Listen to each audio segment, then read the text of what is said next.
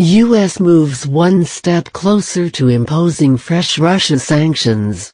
The U.S. House of Representatives has voted to impose fresh sanctions on Russia, despite President Donald Trump objecting to the legislation. Senior officials will be targeted in retaliation for alleged Russian interference in the U.S. 2016 election. The bill is likely to complicate President Trump's hopes of improving relations with Russia. Russia said the vote could destroy the possibility of normalizing relations between the two countries. The bill needs to be passed through the Senate before it can be sent on to the President to be signed.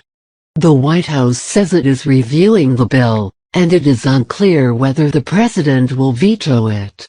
While the President supports tough sanctions on North Korea, Iran and Russia, the White House is reviewing the House legislation and awaits a final legislative package for the President's desk, White House spokeswoman Sarah Sanders said in a statement.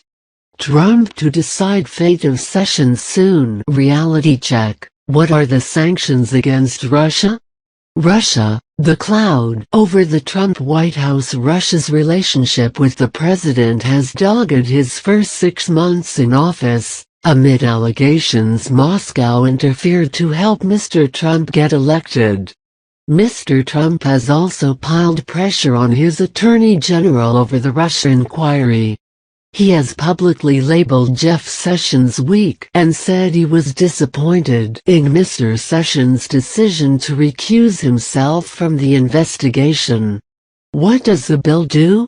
The legislation, which passed by 419-3, was described by House Speaker Paul Ryan as a sanctions package that tightens the screws on our most dangerous adversaries in order to keep Americans safe. The sanctions on Russia were drawn up in part to further punish its annexation of Crimea from Ukraine in 2014. If passed, they would penalize firms, including those in Europe, that contribute to Russian energy development, affecting companies involved. The Nord Stream 2 pipeline from Russia to Germany shortened the duration of loans to Russian banks, and Russian oil and gas companies freeze assets of state-owned mining and railway companies codify existing sanctions to make them more difficult to lift in the future. Stop President Trump being able to single-handedly ease the sanctions. The U.S. already has a range of sanctions in place against Russian individuals and companies over Crimea. In December, following claims of election hacking, then-President Barack Obama expelled 35 diplomats and closed 2 Russian compounds in the U.S.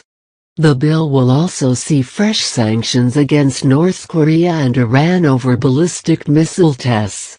Lawmakers wary of Trump's pro-Moscow stance. By Barbara Platt, BBC State Department correspondent. The legislation codifies sanctions imposed by Barack Obama over Russia's Ukraine interventions, which would make lifting them more difficult. It also expands restrictions on doing business with Russian companies, in particular on energy development.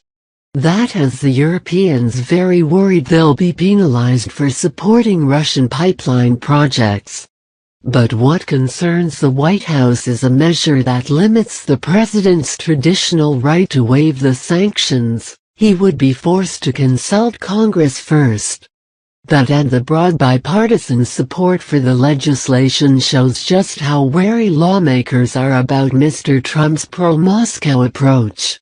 The Senate had overwhelmingly passed an earlier version of the bill. The differences between the two have to be worked out before Mr. Trump decides how to respond. The White House has suggested the president may support the bill after some changes to the original draft, but he would have little room to maneuver anyway because Congress almost certainly has enough votes to override a veto.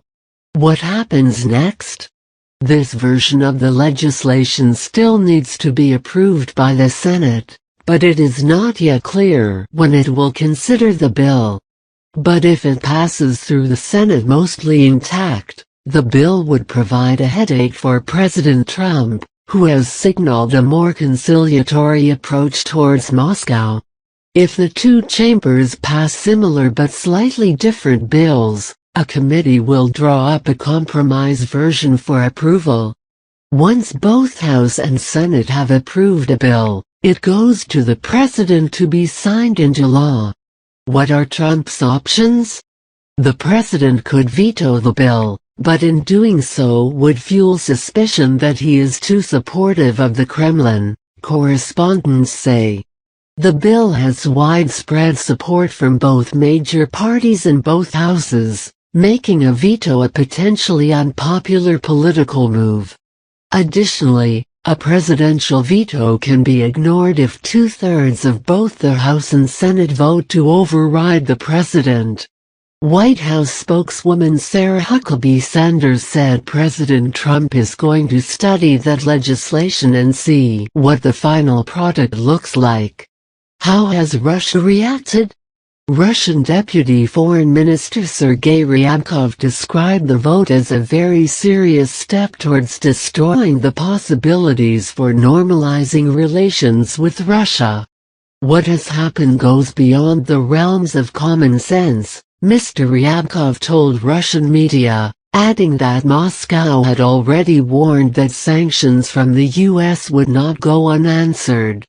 Russia had hoped that Donald Trump's election would produce a reset in relations, and that the economic sanctions imposed over its actions in Ukraine might even be lifted, reports the BBC's Sarah Rainsford in Moscow.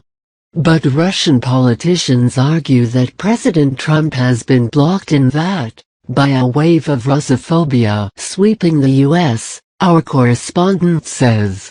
The Kremlin continues to insist it did not interfere in the U.S. elections. One Russian newspaper has described the latest sanctions as punishment, without a crime.